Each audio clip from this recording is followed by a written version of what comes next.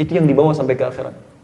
Makanya kalau ada non-muslim pun bukan cuma sukses, tapi dia baik, dia sukses, dia bantu orang, kerjakan ini, kerjakan itu. Cuman urusan dunia yang dibalas oleh Allah. Di akhirat gak ada apa-apanya. Karena pekerjaannya tidak dilakukan dengan iman, keberkahan tidak ada.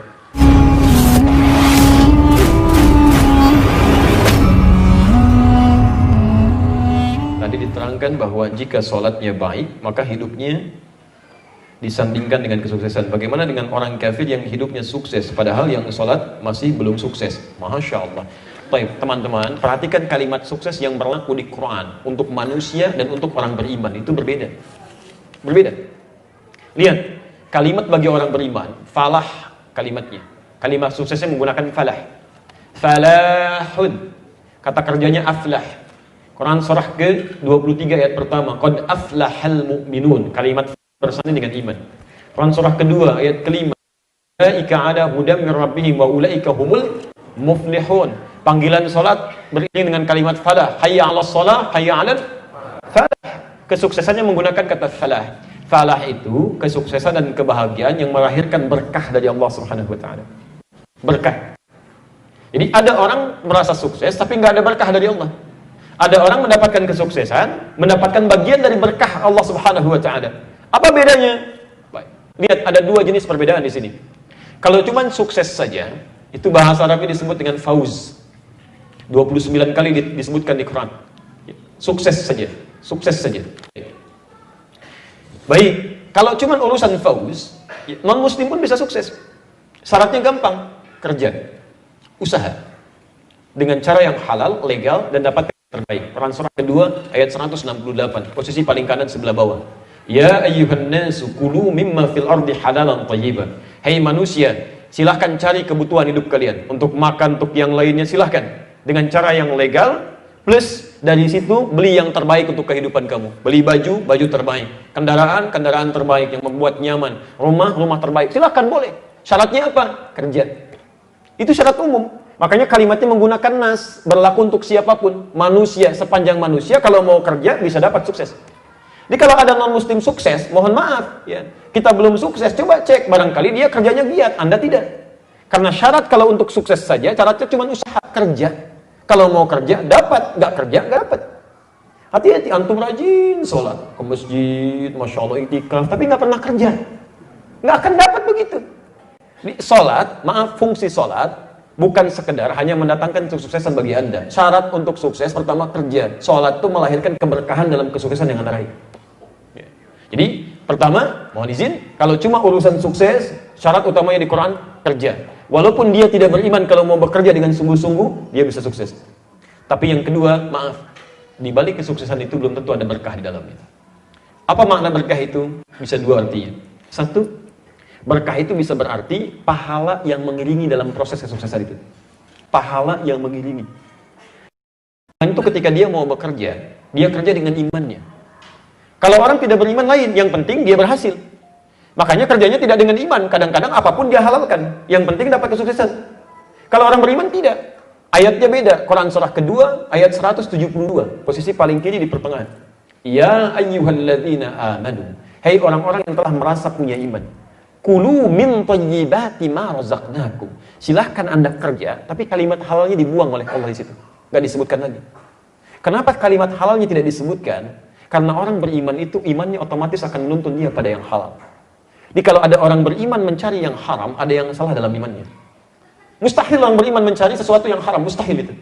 Jadi begitu dia akan kerjakan sesuatu, imannya mengatakan kerjakan yang ini, tinggalkan yang ini, ambil yang ini, jauh yang ini. Kalau sudah bisa seperti itu, keberkahan diturunkan. Keberkahan pertama yang diberikan oleh Allah Subhanahu wa taala, mengalir pahala di situ. Bahkan sejak dia mulai melangkah. Langkahkan kaki, bismillah. Begitu keluar, pahala dicatatkan. Ya, begitu tanda tangan, bismillah, pahala diturunkan. Di semua pekerjaannya bukan sekedar menghasilkan nilai dunia, tapi ada akhirat yang akan dibawa. Apa bedanya dengan non-muslim yang tadi sukses, tapi tidak ada berkah pahalanya? Bedanya saat meninggal, Pak.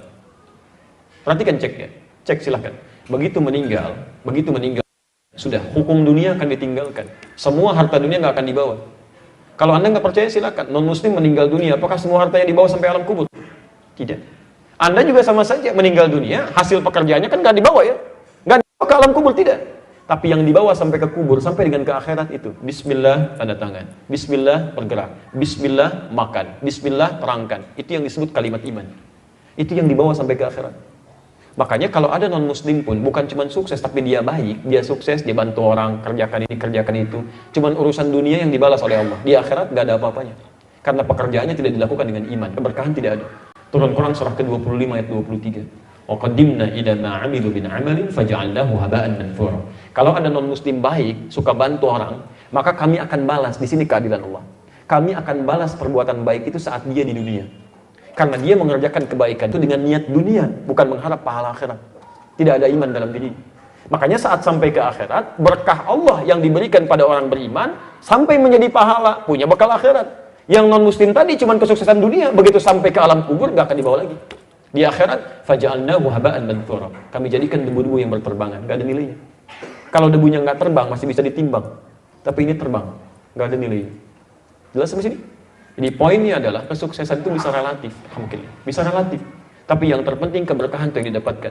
Apalagi kalau Anda tambah dengan ketakwaan, iman plus takwa, sholat, ya beriringan dengan pekerjaannya. Waktu sholat Anda sholat, sunnahnya Anda kerjakan, puasa Anda kerjakan. Jangankan yang fardu, yang sunnah Anda sampaikan.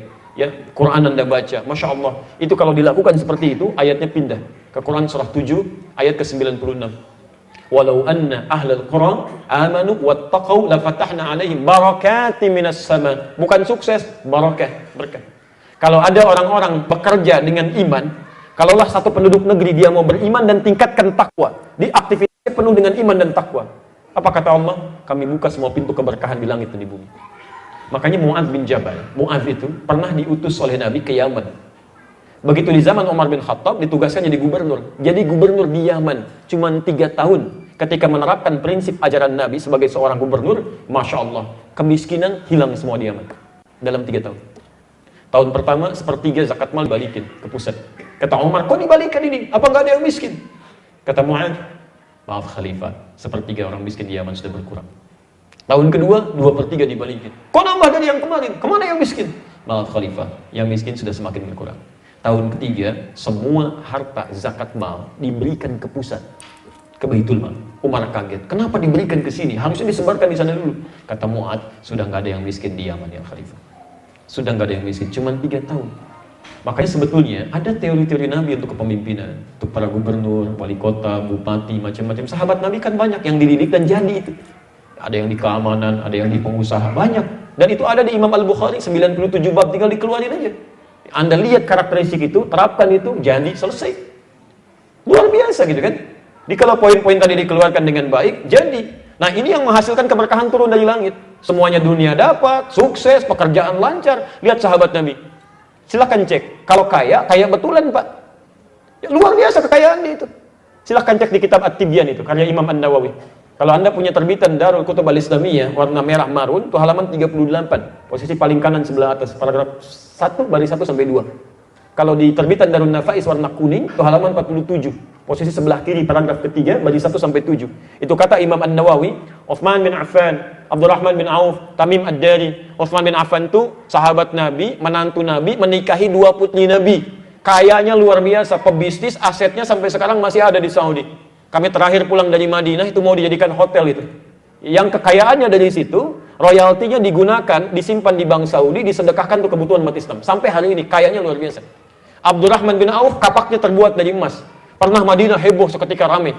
Ya, Sayyidah Aisyah bertanya, ada apa ini? Ketika dilihat, Abdurrahman bin Auf yang modalnya cuma pakaian datang ke Madinah, tiba-tiba jadi orang paling kaya di sana, datang kafilah Abdurrahman bin Auf, rombongan dagangnya, 700 ekor unta datang.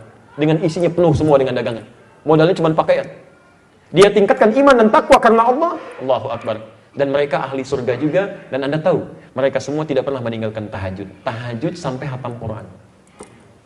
Sahabat Nabi menikah dengan 2 putrinya Nabi, menantu Nabi, di surga bersama Nabi. Masya Allah, kaya luar biasa, asetnya masih ada sampai dengan sekarang, masih tidak meninggalkan tahajud dalam hidupnya. Dan menghafal Quran dan hatam Quran dalam tahajudnya.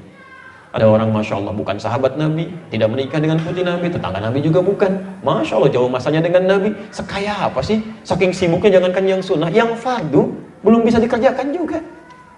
Dan dia tahu akan meninggal. Ya Allah, apa yang mau dibawa? Di keberkahan itu kalau sudah disebutkan, bukan cuma urusan-urusan dunia, tapi ada nilai pahala di situ. Dan yang terakhir, keberkahan itu terletak pada banyaknya manfaat. Ada ketenangan. Jadi nafsu ditekan. Lawan dari takwa kan nafsu. Takwa disebutkan 115 kali di Quran, nafsu disebutkan 115 kali. Yang mengiringi takwa itu malaikat, disebutkan 88 kali di Quran. Yang mengiringi nafsu itu setan, disebutkan 88 kali di Quran. Jadi kalau Anda tingkatkan takwanya, nafsunya turun. Anda tingkatkan nafsu, takwanya turun. Makanya orang yang kebanyakan nafsu itu ibadahnya pasti kurang. Coba cek silahkan. Ya. Orang yang sedikit nafsunya, misal dia sedikit tidur, sedikit makan, pasti ibadahnya akan naik. Tapi kalau dibalik, sedikit-sedikit makan, sedikit-sedikit tidur, sedikit-sedikit bicarain orang, ya kan? Itu pasti ibadahnya akan turun tuh. Itu aja poinnya. Ya, poinnya itu. Jadi begitu takwa naik, ini turun. Sahabat-sahabat naik, sahabat-sahabat Nabi itu takwanya dinaikkan, naik, nafsunya ditekan. Kalau nafsu sudah turun, nafsu itu kan keinginan. Semua yang diinginkan, pengen, ditekan ini, yang ada cuma kebutuhan. Butuh makan, yang penting lapar hilang. Makan itu kan menghilangkan lapar. Yang ada aja dimakan, selesai. Butuh minum, minum itu menghilangkan haus. Gak akan tanya yang macam-macam. Ada apa minuman? Butuh ini? Ada. Yang gak ada, gak akan banyak dicari. Kadang-kadang variatif. Oh, pengen jus alpukat, ada nggak di depan? Nggak ada, ya sudah nggak usah. Selesai. Tapi yang nafsu tidak. Tidak, ini sudah banyak, nasi goreng ada di sini, banyak di sini, Masya Allah, sate ada, soto ada. Aduh, sate Pak Kadir ya, Pak Kadir tuh Masya Allah, mau ke puncak sana gitu kan, malam-malam, udah habis maghrib berangkat ke sana, dipaksa juga, kejar, padahal di sini tukang sate banyak, macam-macam, naik sampai ke puncak sana, terus macet-macetan, sampai saja jam 12 tutup. Karena pengen aja, pengen, yang pengen semua ada, dibeli, baju pakai, beli, padahal belum tentu butuh, itu nafsu namanya. Nah yang seperti itu mengurangi keberkahan. Makanya mohon maaf, orang-orang yang dapat berkah itu, walaupun dia melihat suksesnya sedikit, tapi karena berkah, enak dipakainya. Saya kemarin baru tiba dari Lasem, kedatangan tamu, Masya Allah itu luar biasa. Kambing, kami beli kambing tuh anak-anak itu, dirawat sama itu, yang saya ceritakan dulu itu ya, orang soleh luar biasa. Dan kambing pun Pak, Bu, dimandiin, dicuci bersih gitu. Itu berkah hidupnya tuh, Masya Allah. Itu cuman penghasilan beliau itu awalnya cuma 100.000 gitu kan sebulan tuh, tapi nggak pernah mengeluh gitu. Mau pisang ada pisang, mau buah ada buah, makanan ada. Kami datang ke situ, Masya Allah gitu kan, ikan disediakan ada, nggak pernah mengeluh tuh, nggak pernah mengeluh. Itu luar biasa, hebat. Ada orang 100.000 per bulan, Masya Allah hampir nggak pernah habis, tenang aja. Ada orang 100 juta per bulan, kurang terus, tambah ini tambah itu, omset kurang ini kurang terus, tapi nggak pernah dipakai, capek hidup. Ayo pilih mana? 100.000 per bulan berkah atau 100 juta per bulan tidak berkah. Dan tidak ada pilihan ketiga dan tidak boleh maksa. Allah